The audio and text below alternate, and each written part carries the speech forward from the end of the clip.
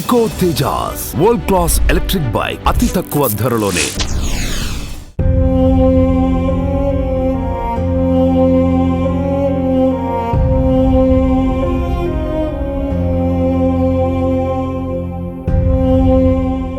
నమస్తే, welcome to Suman TV. Nizamabad జిల్లాలో విషాదం చోటు చేసుకుంది. వరకట్న వేధింపుల తాళలేక ఒక వివాహిత ఆత్మహత్య చేసుకుంది. సో వివాహిత అనకముందు మనం ఒక జానపద కళాకారిని అని చెప్పుకోవాలా. నిజామాబాద్ ముద్దుబిడ్డ తను. సో తెలంగాణ మంగ్లీ అనే ఒక పేరు కూడా సంపాదించుకుంది నిజామాబాద్ శృతి. సో జానపద కళాకారినిగా ఎన్నో స్టేజ్ల పైన ఎంతో మంది దగ్గరికి వెళ్ళి తను జానపదాలు పాడడం జరిగింది. మంచి అంటే తక్కువ టైంలోనే తను ఒక ఉన్నత శిఖరాన్ని కూడా అధిగమించింది. సో ఈ మధ్య కాలంలో సోషల్ మీడియా ప్రభావంతో తను ఒక వ్యక్తిని అయితే మనవాడడం జరిగింది. అసలు ఏం జరిగింది అనే దానిపైన అయితే మనతో మాట్లాడడానికైతే తల్లిదండ్రులు ఉన్నారు. అంటే ఒక 20 రోజులు కాకముందే ఇవాళ శృతి చనిపోయింది.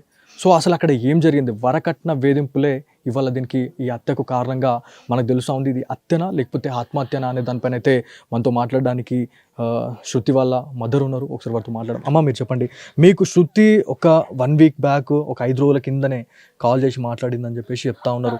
ఏం జరిగిందమ్మా? అసలు ఎట్లా ఉంటుండే శృతి? ఎట్లా ఉంటుండే? ఉంటుండే శృతిని ఏం పెట్టిండో తోలుకపోయిండు. తోలుకపోయి అట్లా చేసిండు సారు అసంటిది కాదు, అసంటిది కాదు. ఏం పెట్టేసిండో మేము లగ్గం చేస్తున్నాము, అటే తోలుకపోయి లగ్గం చేసుకున్నాడు. నా మొగుడు పోయి మాట్లాడొచ్చిండు. మాట్లాడొచ్చి 3 తులాలు నల్ల పెడతా అన్నాడు. పెడతానంగా నా మత చచ్చిపోయింది. ఇక్కడ అడిగి వస్తాను మాట్లాడొచ్చి నా పెద్ద బిడ్డ హైదరాబాద్ కాడ ఉంటుంది.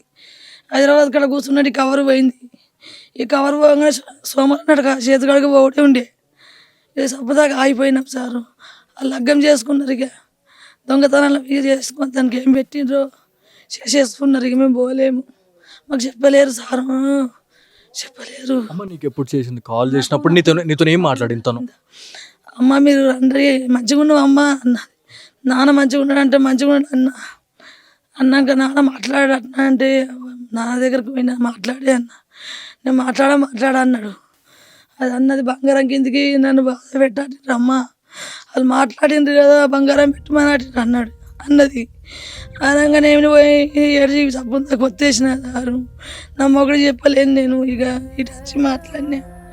ఆయన లోపల అన్నాడు. ఇక సబ్బుందా నీకు కొత్తేసి అది ఇట్లా అయిపోయింది. నేనేం చెయ్యాలా? కరెక్టే, వరకట్నం కిందే పోయింది.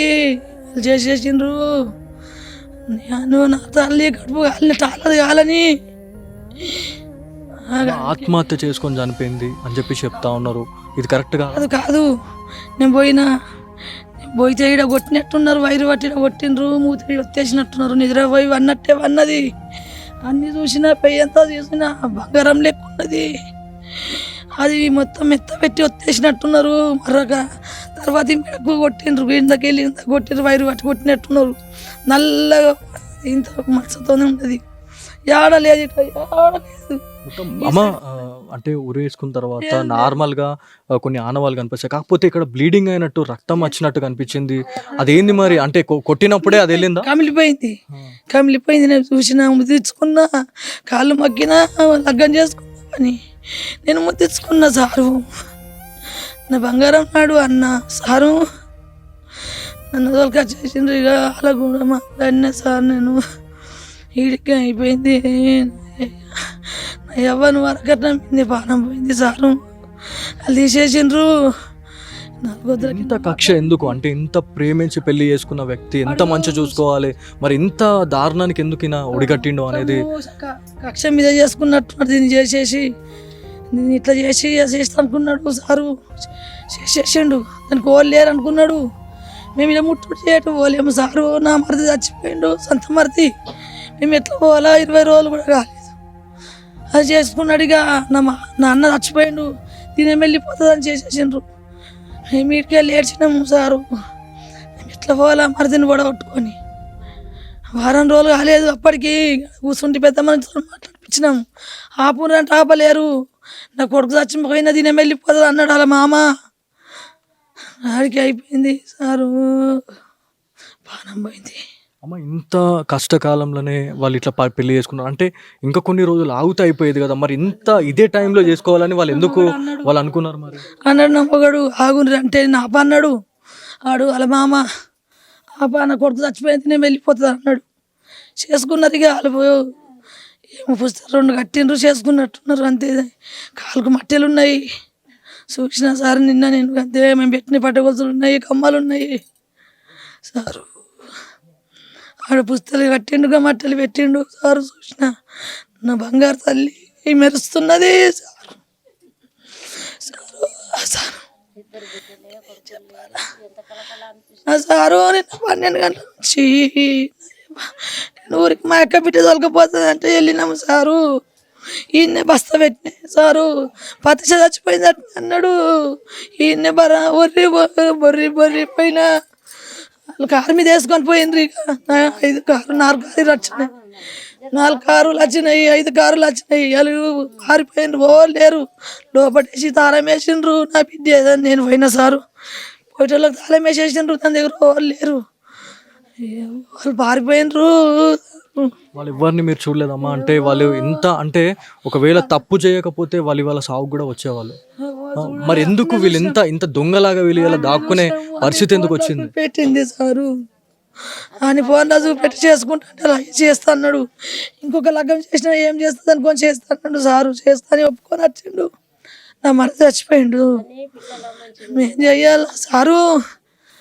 ధనము సారు, ధనము నీ మీద మగోడు అనుకున్నాం సారు. నేను మాట్లాడాలా సారు? నిన్న 12 గంటల నుంచి ఏడుస్తున్నా, నాకు గొంతు సారు. ఇది మొత్తానికి ఉమ్మడి నిజామాబాద్ జిల్లాలో ఒక చర్చనీయాంశంగా అయిపోయింది. ఈ శృతికి సంబంధించిన ఘటన అనేది చాలా బాధని మిగిలించింది. సో నిజామాబాద్ జిల్లాలో ఇట్లాంటి ఇన్సిడెంట్ జరుగుతుందని చెప్పేసి కళలో కూడా అనుకోలేదు. కాకపోతే ఎవరైతే శృతి వాళ్ళ హస్బెండ్, సో తన పేరు దయాకర్ అని చెప్పి చెప్తా ఉన్నారు, అతను ప్రీ ప్లాన్డ్గానే ఇదంతా చేసినట్టు కనిపిస్తూ ఉంది. మనకి ఫొటోస్ కూడా వచ్చినాయి. ఫొటోస్ వీడియోస్లలో కూడా మనకి నార్మల్గా బ్లీడింగ్ అనేది ఏర్పడుతుంది. అంటే వాళ్ళు ఎంత చిత్రహింసలు చేసి చంపేశారో అనేది మనం ఆలోచించాలా. తను ఒక కామన్ ఒక సామాన్యమైనటువంటి మహిళ కూడా కాదు, ఒక జానపద కళాకారిని.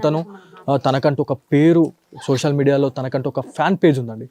సో అట్లాంటి మహిళని వల్ల అతి దారుణంగా గొంతు నిలిమి చంపేసారు, ఇంత చేసిరు అంటే ఒకసారి ఆలోచించండి. తెలంగాణలో అసలు లా అండ్ ఆర్డర్ అనేది అసలు ఏ విధంగా నడుస్తూ ఉంది అంటే మహిళల పైన ఇట్లాంటి అఘాయిత్యాలు కావచ్చు, లేకపోతే ఇట్లాంటి ఇన్సిడెంట్లు జరిగితే ఎన్నో చట్టాలు ఉన్నాయండి. సో అభయ కావచ్చు, లేకపోతే ఎన్నో ఉన్నాయి. మరి ఇవన్నీ జరిగినా కూడా ఇట్లాంటి లా అనేది ఉన్నా కూడా ఇవాళ ఇంత దారుణానికి ఒడుగడుతున్నారు అంటే ఒకసారి ఆలోచించండి. మరి దీనిపైన తెలంగాణ సర్కార్, ఎవరైతే మనకి రేవంత్ రెడ్డి సర్కార్ ఎలాంటి చర్యలు తీసుకోబోతా ఉంది అనే దానిపైన అయితే చాలామంది వేచి చూస్తూ ఉన్నారు. ఇంకోటి ఏంటంటే శృతిది సగం జీవితం అనేది జానపద గేయాల్లోనే పోయింది, జానపద కళాకారులతోనే పోయింది. సో ఒక ఎలక్షన్ వచ్చిందంటే ఒక ఎమ్మెల్యే ఎవరైతే మనకి కంటెస్టెంట్ ఉంటారో ప్రతి ఒక్కరు కూడా శృతి గడప తట్టాల్సిందే. సో శృతి ఉంది అంటే ఖచ్చితంగా ఆ ఎమ్మెల్యే గెలవాల్సిందే. సో ఎన్నిసార్లు గెలిచిరు అనేది పక్కన పెడితే పోచారం శ్రీనివాస్ రెడ్డి అయితే ఖచ్చితంగా దీనిపైన ఒక సమగ్ర విచారణ చేపట్టాలి అని చెప్పేసి మరి తెలంగాణ సర్కార్కి ఏమైనా చెప్తారా, లేకపోతే రేవంత్ రెడ్డి సర్కార్కి ఏమైనా విన్నయించుకుంటారా అనే దానిపైన అయితే చాలామంది వేచి చూస్తూ ఉన్నారు. మరి ఈ ఫ్యామిలీకి ఏమైనా పరిహారం అంటే నష్టపరిహారమా, లేకపోతే ఇంకేమైనా సహాయం ఏమైనా చేయాలని అనేది కూడా ఖచ్చితంగా మీరు ఆలోచించుకోవాలి. ఎందుకంటే వాళ్ళ రుణం తీర్చుకునే టైం ఇది. సో ఇది ఖచ్చితంగా మీరు తప్పుగా అనుకోండి, లేకపోతే ఇంకేమన్నా అనుకోండి, కానీ ఖచ్చితంగా ఎమ్మెల్యేలు ఎవరైతే ఉన్నారో ఇప్పటికైనా వీళ్ళ రుణం తీర్చుకుంటారు అని చెప్పేసి మా సుమన్ టీవీ తరఫున మేము కోరుతా ఉన్నాం. సో ఇది ఇక్కడ ఉన్న తాజా పరిస్థితి. కెమెరా పర్సన్ కార్తిక్తో బాలు, సుమన్ టీవీ, నిజామాబాద్ నుంచి.